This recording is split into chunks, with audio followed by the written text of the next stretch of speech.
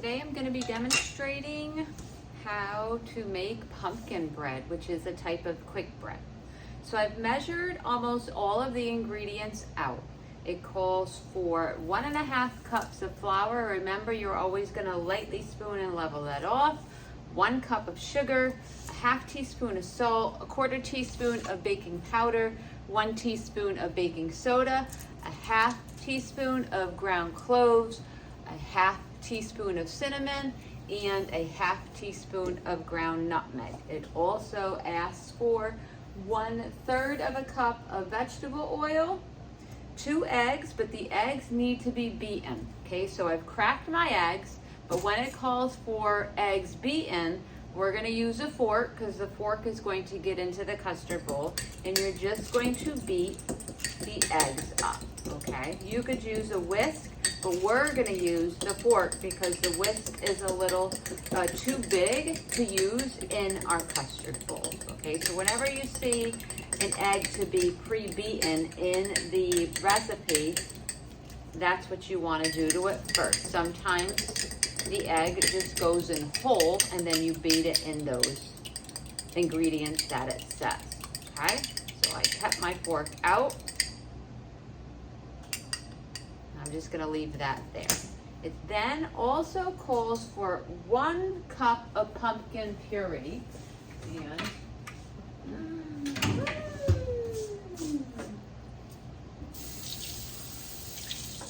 I'm not redoing or restarting this video. So I put my 1 cup over in the sink. I'm just going with it. First mistake, Mrs. Sour. I had a 1/3 cup because I was looking at the wrong ingredient. Okay, so you're gonna have a can of pumpkin puree, okay, in your lab or between your lab to be shared throughout the day. You're gonna use a rubber scraper because it's bendable and it's flexible. And you're just gonna take a big scoop and you're gonna pop it in your 1 cup. You're gonna do more, pop it in your 1 cup. But remember, your rubber scraper has a straight edge on it, okay? So don't worry about it being perfect. I'm gonna add a little bit more. I'm gonna kind of just do this, whoops, the best I can. And I got it all over, so I'm gonna scoop that up. OMG. I'm gonna pick it up. If I had the time, I'd restart the video, but Mrs. Sour is not perfect and you're aware of that. Okay, so I did not use the whole can, and I'm going to put that to the side. I suggest you use a piece of wax paper, okay, and then just leave your rubber scraper because you're going to need the rubber scraper to get the pumpkin out of the measuring cup as well. Okay, so my oven has been preheated. 2 people should be working at the same time. You're going to get me to check your ingredients. There are a lot of ingredients because there are a lot of spices, and you're going to smell this bread throughout the school as it's baking. Right, so my first direction says, in the electric mixing bowl, remember, I always tell you, bring the mixing bowl closer to you. Some of you have it on the other side of the counter and you have ingredients in front of it. Okay, so bring your mixing bowl closer to you. And it says to, in the electric mixing bowl, whisk the wet ingredients. So you're going to be using the whisk attachment and the paddle attachment for this. It also calls for a prepared pan, and I'm going to show you how to do that as well. Many of you learned how to do that last year, and if you didn't, I will show you on the video as well. So the wet ingredients is the egg, the pumpkin puree, and the vegetable oil. So I'm going to go in the order that the recipe says. So my beaten eggs that have already been beaten with my fork. My pumpkin puree, remember we kept the rubber scraper close by because then I could just scoop the pumpkin out. You want to get all the pumpkin in here, the most that you can. Awesome. You would be bringing that over to the dishwasher. I'm just placing it over to the side right now. And then my vegetable oil, and we're going to whisk it. So I'm going to put my whisk attachment on. make sure my bowl is locked on the bottom and locked on the side. It says mix together until well incorporated. So I'm going to start off at a number 1 and number 2, and then I'm going to bump it up. So as that's mixing, so I'm bringing that all the way up to number 6. This is where the over mixing will not happen. It's when you mix the wet or the liquid and the dry ingredients together. So the other person, whether you're the head cook or assistant cook, is then in a medium-sized bowl, you're going to use a wooden spoon and you're going to combine or mix all these ingredients together. So I'm going to take my flour, my 1 cup of sugar, my baking soda, my baking powder,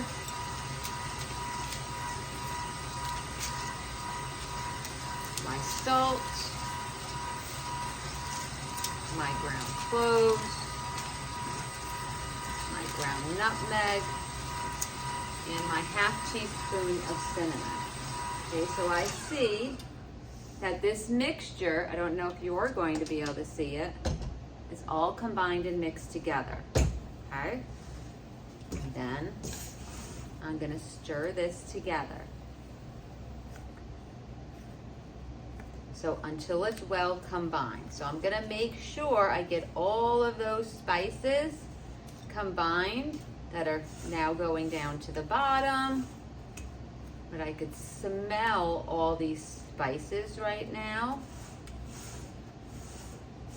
I know people are gonna be wondering what I'm doing in here today, okay? Or what I'm making, what is that smell? Because it's actually Superintendent's Day today. I am trying out different recipes, okay? One of the things that I'm doing today. So this is all now incorporated. My next direction says add the dry ingredients from the medium bowl into the liquid ingredients in the electric mixing bowl. Now this is going to be hard to do, so the best thing for you to do, so I kept my paper, tap that off a little bit, okay? I'm going to take my whisk attachment off, because in my directions it says to change to the paddle. I'm gonna wait to put the paddle attachment on because it's gonna be hard to get all these ingredients in here with the paddle there. So it's gonna be much easier if I take my whole bowl. Put your bowl towards the center of your electric mixing bowl. If you're here, you have a chance of it spilling. So I'm gonna bring it all to the middle. I don't even need a wooden spoon. I just put the whole bowl and all of the ingredients go right into the middle. Easy peasy. Okay. So this is where the over mixing can happen, may happen. We don't want it to happen because we're gonna read our directions, okay? So I'm going to, again, make sure my bowl on the bottom is locked. I'm gonna lock it, and it says to combine for about 30 seconds. I'm gonna start off slow. 1, 2, 3, 4, 5, 6, 7, 8, 9, 10, 11, 12, 13, 14, 15. Done.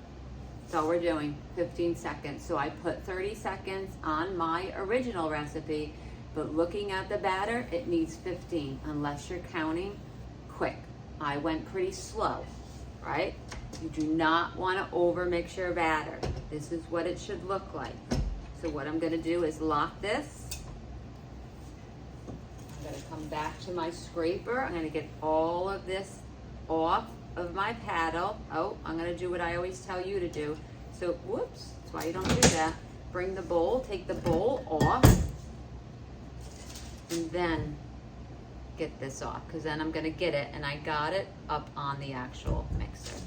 I'm just gonna scrape down my side and make sure everything is combined. Gonna lift it up. I don't wanna really be stirring it right now and mixing it hard, okay?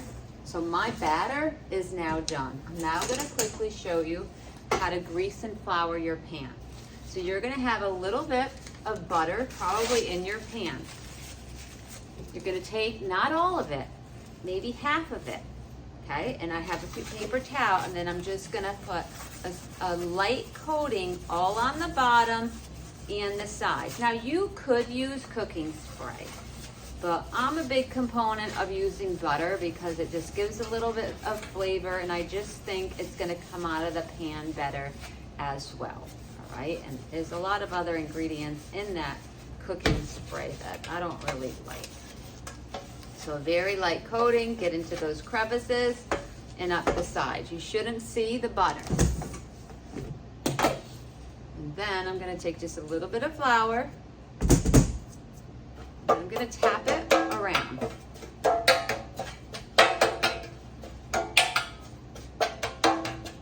Then any extra flour, you're gonna tap into the garbage. So I'm gonna walk, you're not gonna touch the garbage. I didn't have a lot. And there's my beautiful prepared pan. Okay, and I'm gonna take, let me just read my directions. Pour the batter from the electric mixing bowl. So it is a pourable batter. It's hard for me to do this, so you can see. So I'm just gonna bring it to the middle again, and I'm just scraping it off the side, not spushing it. Scrape. I've showed you guys how to scrape. You're scraping it. I'll lift it up. I'm going to try to bring more of it together. So when I say scrape, you're scraping. Scraping. Scraping.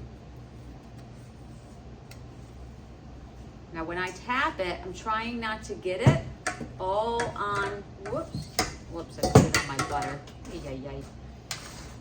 You don't want to like scrape it up against the side because then it's going to cook, right? So I'm kind of just going like this in the middle. I'm good. I'm not going to try to scrape all that up, right? And then I'm just going to take my pan and you're just going to move it around a little bit, okay? Bang it on the counter. It's getting into all those corners. You do not need anything. Just spread it out. Tap it. Make some noise, it's all good, right? I'm gonna bake it in my preheated oven about 20 to 25 minutes, maybe 30 minutes. Actually, my recipe says about 25 to 30 minutes. So I'm gonna put it at 20. I always like to be cautious with these things because every oven is a little different. Okay, so I'm gonna go 20 and then I'm gonna check it. Okay, I should put a toothpick in and it should come out clean. If it's still wet, that means I need to add a couple more minutes to it. And then I'm gonna allow it to cool. You really wanna allow a hot pan with the bread in it to cool at least 20 minutes, or else when you flip it out, it's going to stick to the bottom. Okay, so I'll show you that when it's done, and it should rise and it should look beautiful if I did everything right. Okay, so pumpkin bread with Mrs. Sour, which is a type of quick bread.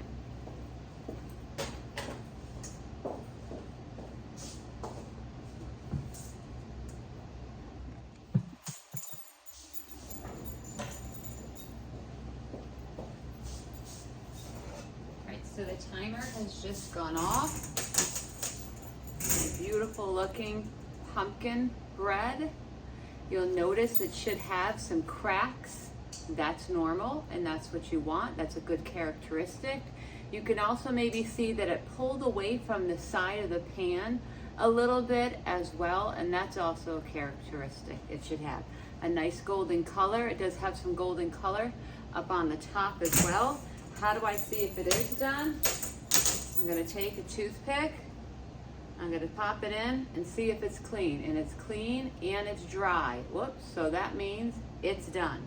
I'm gonna allow it to cool at least 20 minutes. If I try to take it out right now, it's going to stick to the bottom, all right? So I'm gonna give it 20 minutes and then I'm gonna show you when I do take it out, if I grease and flour the pan properly.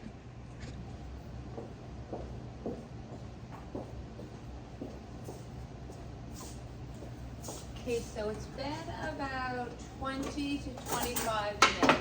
Now now I'm going to take the pumpkin bread out. It did come away from the side a little bit more, which it should when it cools. I'm just taking my knife and going around it.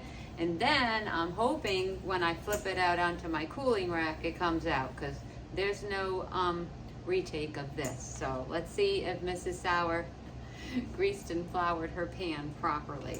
So I'm gonna flip it out. Yay! Okay, so you see how nicely it came out, and then I just flip it back to the front. I'm gonna let it cool probably for at least an hour, okay, before then I wrap it up. That's what I would do with yours as well. Wrap it so then the next day you come in, it's still nice and fresh, all right? So that is pumpkin bread with Mrs. Sauer. It smells so good in here.